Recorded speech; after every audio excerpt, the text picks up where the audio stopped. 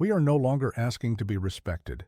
We are choosing to respect ourselves. If wealth is created on our soil, then the future that wealth builds should be built with us. A bold new law in Burkina Faso has crystallized that principle into policy. Any company earning more than 5 billion CFA francs, roughly 8 to 9 million US dollars, must locate its headquarters inside the country. The message is simple and unequivocal. Profits generated here require presence here, decisions made here, and responsibilities assumed here. What looks like a regulatory detail is in truth a declaration of economic sovereignty. For years, foreign firms came to extract resources, sell services, and generate large revenues without ever truly becoming part of the communities they profited from. Their senior managers and boardrooms sat in distant capitals. Their bank accounts and strategic choices were often made thousands of miles away. The result was a familiar pattern. Local labor and land produced wealth that flowed outward, while ordinary people saw little of the benefit. This law changes that dynamic by asking companies to be more than visitors, to be neighbors, employers, taxpayers, and stakeholders in the nation's future. The practical effects are immediate and layered. Construction of a local headquarters creates jobs from day one. Architects, engineers, builders, electricians, suppliers. Nearby businesses benefit as new customers arrive. Once operational, headquarters require a full staff, administration, finance, human resources, information technology, legal teams, operations managers, roles that move beyond low-paid labor to skilled employment and career ladders for Burkina Faso professionals. That, in turn, incentivizes education and vocational training aligned to real local opportunity. Local procurement grows as well. Companies based in Burkina Faso will source uniforms, catering, security, printing, and IT support close to home. This builds supply chains that circulate capital within the country rather than exporting it. Cities hosting new headquarters will see infrastructure improvements, stronger internet, better roads, upgraded power, because companies demand reliability. Tax revenues rise and can be directed back into schools, hospitals, and public services. Crucially, the psychological impact is profound. Citizens observe tangible investment in their neighborhoods and gain a renewed sense of ownership over national prosperity. The law also shifts decision-making power. When executives walk the same streets as their employees and see the communities affected by corporate choices, boardroom decisions become grounded in lived reality. Environmental concerns, labor conditions, and community relations are no longer abstract items on distant spreadsheets. They are local imperatives. Transparency improves because regulators and civil society can more easily monitor corporate activity when the legal and managerial locus is domestic. This reduces the opacity that often enables tax avoidance and deferred accountability. Burkina Faso paired the headquarters rule with tougher terms for extractive projects. The state now holds a minimum stake in large-scale mines and can increase that stake substantially. Together, these measures force a reorientation of the investment model. Mining and other resource sectors will need to plan for long-term engagement, local value addition, and more equitable revenue sharing.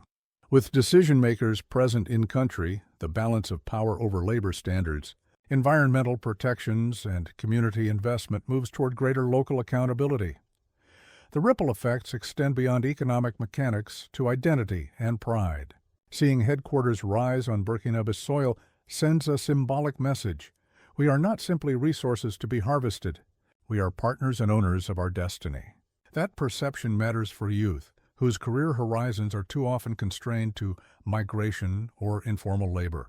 When domestic firms and foreign subsidiaries alike offer skilled positions and pathways to leadership, a new generation sees reasons to stay, invest, and innovate at home. If the model spreads, the implications across Africa would be transformational.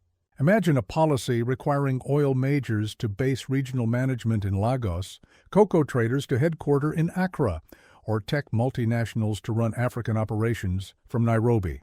Such a shift would create African decision centers rather than peripheral branches, spawn local executive talent, and redirect profits into African economies. In that vision, multinational value chains are rooted in Africa rather than routed through it. Global corporations will understandably react. Firms accustomed to centralized, low accountability structures may resist moves that increase local obligations and visibility. Western executives who benefit from the status quo may see such laws as inconvenient or risky. The political economy at stake is not minor. Demands for in-country headquarters and greater state stakes in resources challenge decades of extractive arrangements. That is why even modest policy shifts can seem threatening to entrenched interests abroad. But the discomfort of others does not negate the right of nations to craft policies that serve their citizens. Observers have speculated, and commentators have imagined, that a company as prominent as Apple might consider locating regional headquarters in Africa under such a regulatory environment. Whether or not a specific tech giant actually moves a major office, the larger point is strategic. Forcing the center of corporate gravity to be local elevates African agency. It opens the door for technology transfer, regional managerial talent development, and the emergence of African leaders in global firms. The promise is not merely symbolic, it is structural. The return of the diaspora is another crucial piece of this transformation. Africans abroad, whether migrants, students, or professionals, frequently harbor both the means and the will to reinvest. When investment opportunities, credible governance, and skilled jobs exist at home, the diaspora becomes a partner in national development rather than a one-way remittance channel. Their expertise and capital can accelerate the transition from extractive economies to diversified, domestically driven ones. Of course, the policy is not a panacea. Implementation will test institutions, regulatory capacity, anti-corruption mechanisms, and the predictability of policy all matter. The country must balance rigor with openness to responsible investment. The goal is not to repel capital, but to condition its presence on shared prosperity and accountability. Success requires clear rules, transparent enforcement, and a commitment to use increased revenues for broad-based public goods. At a deeper level, this move signals a shift in how African states view sovereignty and dignity. Sovereignty here is not isolationism. It is the insistence that economic engagement should be fair and reciprocal. Dignity translates into concrete measures that ensure communities benefit from the natural wealth beneath their feet. For too long, narratives framed Africa as passive or dependent. Laws tying corporate presence to local entitlements assert the opposite, that African nations will design the terms of their participation in the global economy. The strategy also reframes development from being externally supplied to being internally cultivated. Education systems can align with emerging industries. Vocational training can create the skilled workers companies need. Local universities can partner with corporate research units. Innovation ecosystems then become endogenous, producing products and services adapted to African contexts rather than borrowed wholesale from distant markets. The world may watch Burkina Faso closely. If the law proves that in-country headquarters combined with stronger local stakes create durable benefits, jobs, infrastructure, greater revenue retention, and stronger institutions, other governments may adopt similar approaches. That would constitute a structural shift in how multinational corporations operate on the continent and how African states exercise their sovereign prerogatives. This policy is about more than balance sheets. It is about dignity, accountability, and the right of people to see the rewards of their labor circulating within their communities. A headquarters is never just a building. It is a signal of commitment and a node of decision-making. When those nodes are located where people live, the incentives change: investment in local skills, attention to community welfare, and the prospect of long-term. Equitable growth become more likely. Burkina Faso has not outlawed foreign business. It has redefined the conditions under which investment is welcome. The government's message is clear: benefit from our land, and you must be prepared to build with us. For citizens, that is a cause for cautious hope. For corporations, it is a call to adapt. For other nations, it is a possible model. If implemented with care and transparency, the law could do more than retain wealth. It could seed a broader economic transformation across Africa. It could help create the managers, engineers, financiers, and entrepreneurs who lead global firms one day. It could reduce dependency on external decision centers and expand the space where African solutions are devised and scaled. Change begins with policy, but it is cemented by practice.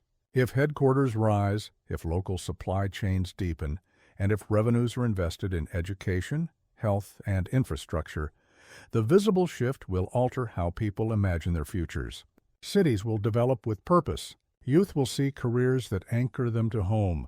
The diaspora will find reasons to return as partners. And a continent too long pictured as a periphery will take its place as a center of decision and innovation. This is not an act of defiance for its own sake. It is the exercise of sovereignty in the economic realm, a determination that the gains reaped from African labor and resources should also strengthen African societies. The law enacted in Ouagadougou is a statement. We will not be mere suppliers to global value chains. We will be hosts of the leadership that shapes those chains. It is a structural insistence that when the world profits from Africa, Africa must profit back. If other states follow, the continent's economic geography will change. Power will be redistributed. New careers and industries will grow from the ground up. And perhaps most important, a new narrative will take root, one in which African nations design their own futures and build their prosperity in full view of their people. That is the promise. That is the risk. That is the calculated step toward making sovereignty mean more than rhetoric, toward making it a living, daily reality that transforms neighborhoods, cities, and lives. Burkina Faso has planted a stake in that future.